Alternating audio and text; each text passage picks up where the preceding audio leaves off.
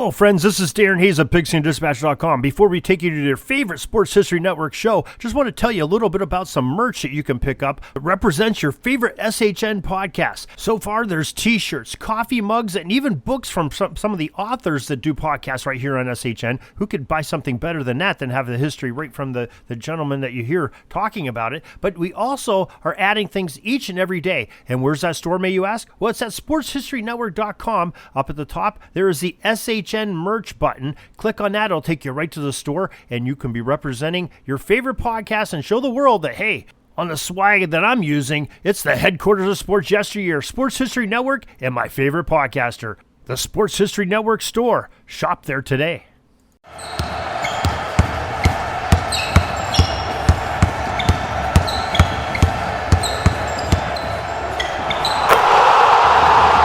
This is Basketball History 101 with Rick Loayza. Welcome back to Award-winning Basketball History 101, part of the Sports History Network. I am your host, Rick Loayza, and this is a podcast where we bring to life some of the forgotten stories from basketball history. We are bringing old school basketball to a new school audience, and today we bring you the story of two players, George Mikan and Wilt Chamberlain. Both of these players were two of the greatest basketball players of all time. Both were shoo-ins for the Hall of Fame. Back in 1950, the Associated Press decided to name the greatest player of all time in a bunch of different sports. For example, they named Babe Ruth as the greatest baseball player of all time. For the sport of basketball, the player chosen was George Mikan. That is how good Mikan was in his day. He was considered the greatest player of all time. But then Wilt Chamberlain came along and started wiping his sneakers with all of the old scoring records. During the 1960s, it was Wilt Chamberlain who was considered the greatest individual player of all time. In 1962, he averaged over 50 points per game for the entire season. That same season, he scored 100 points in a single game and played every single minute of that season except for a single 5-minute break. In a way, these two players were too good for their eras. They were so dominant, there was nobody else in the league that could really slow them down, let alone shut them down. They were just better than everyone. So what can a league do when one player is simply dominating the rest of the competition to this degree? Well, they changed the rules. I mean, imagine a player that is so good at their sport that the league feels it necessary to create a rule that specifically limits the effectiveness of that player. Well, that is exactly what happened to George Mikan and Wilt Chamberlain. On two different occasions, the NBA decided to widen the lane or the 3-second area. In the old days, they used to call it the key.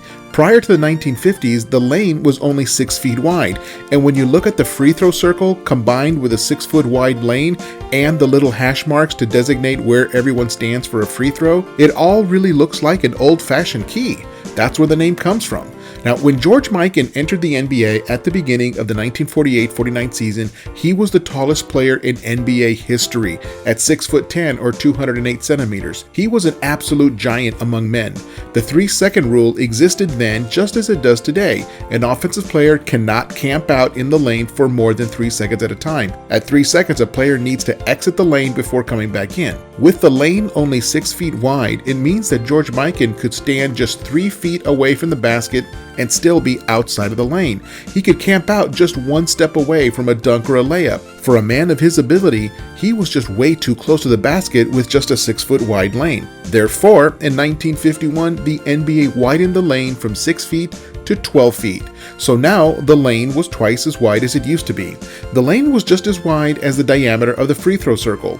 The lane in the NBA was equal to what the college lane is still today. Again, this rule was specifically to reduce Mikan's effectiveness. If he wanted to camp out near the basket, he was going to have to stand at least 6 feet away from the basket instead of 3 feet. In one sense, it worked and made things more difficult for Mikan, but he was so talented that covering 6 feet to get to the basket for a dunk or a layup was still not that much of a problem. After all, Mikan still won 3 NBA championships with the Lakers after the rule was put into place. After that, he began to lose his effectiveness because he was simply getting old, not because of widening the lane. By the way, as a side note, the NBA also added the goaltending rule specifically because of Mikan. What Mikan used to do is stand near the basket on defense and he could simply snatch any jump shot out of the air before it hit the rim.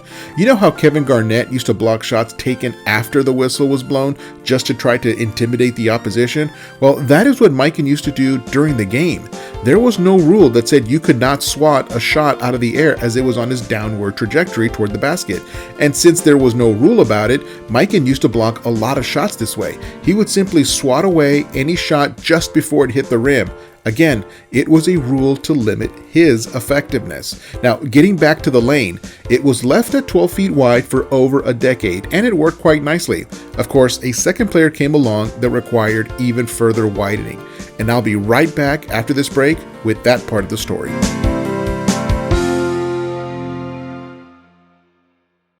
This podcast is part of the Sports History Network, your headquarters for the yesteryear of your favorite sport. You can learn more at sportshistorynetwork.com. At the Sports History Network, we're all about sports yesteryear, and so we're so pleased to introduce you to Row One, an online memorabilia gallery and shop that brings your sports history to life anywhere. The Row One gallery includes over 5,200 gorgeously reproduced prints of team posters, game program covers, game tickets, advertisements, and more in baseball, pro and college football, pro and college basketball, and more. And any gallery item may be printed in a variety of sizes on wood, metal, canvas, acrylic, or poster paper. And in Row One shop, check out the thousands more of unique items with the retro and historical designs dating back to 1876, including t-shirts, long sleeve shirts, phone cases, mugs, blankets, pillows, towels, and even shower curtains. Go to sportshistorynetwork.com, ROW1, for access to the full Row One catalog for gallery prints and gift items, plus get a 15% discount off all prints on the Row One Pictorium Gallery with coupon code SHN15. Follow the link on the show notes. Hi, everybody. Dan and Andrew from Hello Old Sports here. We wanted to drop in and let you know about our latest episode. That's right. We interviewed the co-authors of Phyllis George, Shattering the Ceiling, a biography of groundbreaking broadcaster Phyllis George. And her life is really sort of a journey through 20th century America, from Miss America pageants to the Kentucky State House to the groundbreaking NFL Today show on CBS, even the Kentucky Colonels of the old ABA. We got into all sorts of stories about the Celtics under Red Auerbach, about the interview with Roger Staubach, about really all sorts of things, a fight between Brent Musburger and Jimmy the Greek. We really enjoyed talking with Lenny Shulman and Paul Volpone, who teamed up to write this book. The book is on sale right now, wherever books are sold. Within reason. Garage sales, probably not. So go ahead and pick up a copy today. And if you want a chance to win the book, you can go to sportshistorynetwork.com/giveaways and register for a chance to win. Goodbye, old sports. Welcome back to the show, and let us continue with the story of how the lane was widened in the NBA. We just shared how the NBA widened the lane from 6 feet to 12 feet in 1951 because of George Mikan. Well, in 1964, it was necessary for the NBA to widen it even further. Wilt Chamberlain was the new tallest player in NBA history at 7'1" or 216 centimeters. As I mentioned, he was an absolute scoring machine. He scored over 37 points and grabbed 27 rebounds per game as a rookie. Yes, as a rookie. In his second season, he raised his average to over 38 points per game and increased his rebounds to well over 27 per game. In his third year, he went up to 50 points per game and just under 26 rebounds per game. He was breaking scoring and rebounding records like they were twigs. The NBA decided that something had to be done. With a 12-foot wide lane, Wilt Chamberlain had to stand 6 feet away from the basket without being called for a 3-second violation. But for Chamberlain, who was not only taller but had much longer legs than Mikan, 6 feet was still only one step away from a dunk or a layup, or in Chamberlain's specific case, a finger roll, which he loved. Chamberlain was simply too dominant to be just one step away from the basket. Nobody could stop him. So in 1964, which was the summer after Chamberlain's 5th season in the NBA, the league decided to widen the lane even more from 12 feet to 16 feet, which is where it still is today.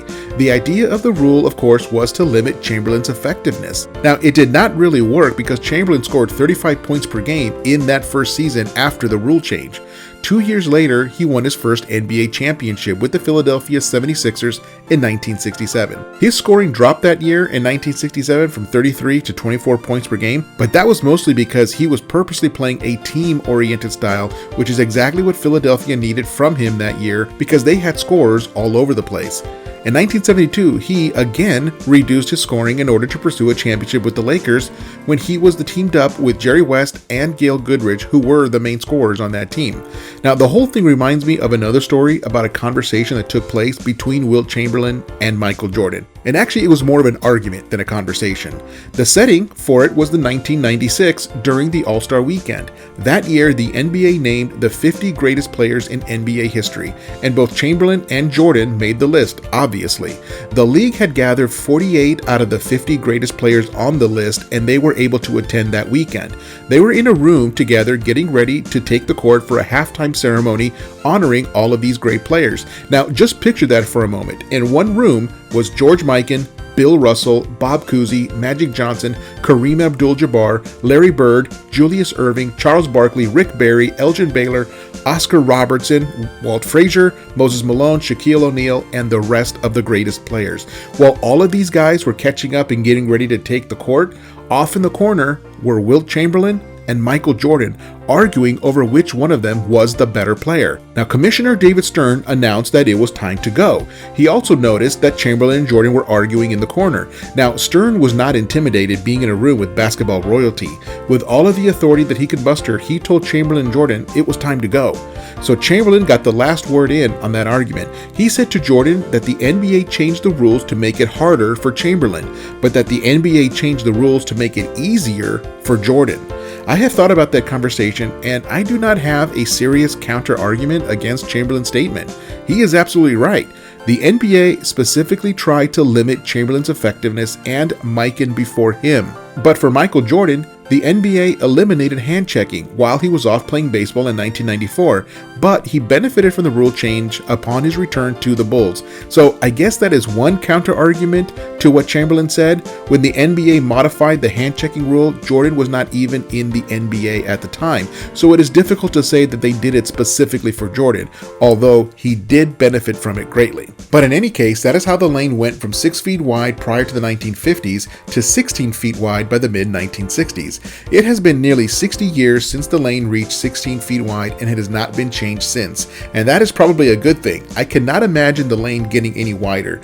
I suppose if a bunch of 8-foot players started joining the league, and then maybe the NBA would consider widening it further. But until that, the game is good with a 16-foot wide lane at the NBA level.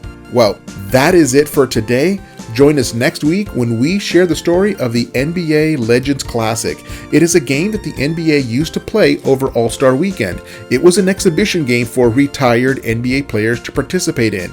In baseball, they call it the Old Timers game, and this was the NBA's equivalent. That's next time on Basketball History 101, part of the Sports History Network, the headquarters of Sports Yesteryear.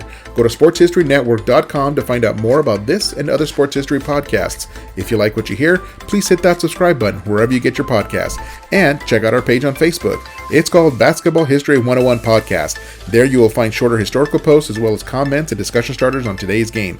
I'll also announce there when new episodes come out. I want to thank my producer and editor, Jacob Loayza. Join us each week as we continue to mine the history of basketball for more great stories from the past. Take care, and see you soon.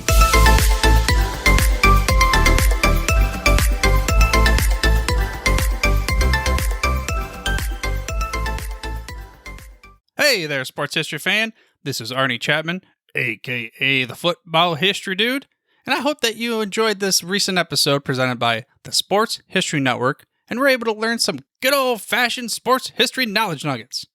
I started the Sports History Network back in 2020 with the mission to help podcasters find a community of like-minded sports history nerds, as well as helping aspiring podcasters to start their own shows. We have a little bit over 30 shows on the network right now covering all sorts of sports history, but as far as I'm concerned, we're just at the toothpick in the ocean moment, that can't even figure it out because there's so much more coming. We wanted to create the ultimate headquarters for sports yesteryear. starting with Podcast Network and our website, but we're going to continue to move into other mediums as well. And here's the cool part, because we want you to be part of our team. So if you're interested in starting your own podcast, or maybe being a guest on one of our shows, or who knows, maybe even writing an article for us over on the website. Seriously, all you gotta do is reach out to us on the contact page over at sportshistorynetwork.com. You can be as technologically savvy as a Neanderthal tapping on a stone trying to figure out this whole hieroglyphics thing back in the day. Again, it doesn't matter, because even if you don't understand the whole podcast space, we have a production team that can pretty much help you out with doing everything. All you gotta do, head over to sportshistorynetwork.com, head to the contact page, fill it out. That message goes right to me, and I'll reach out to you as soon as I can. But for now, dude, I'm through if you're through.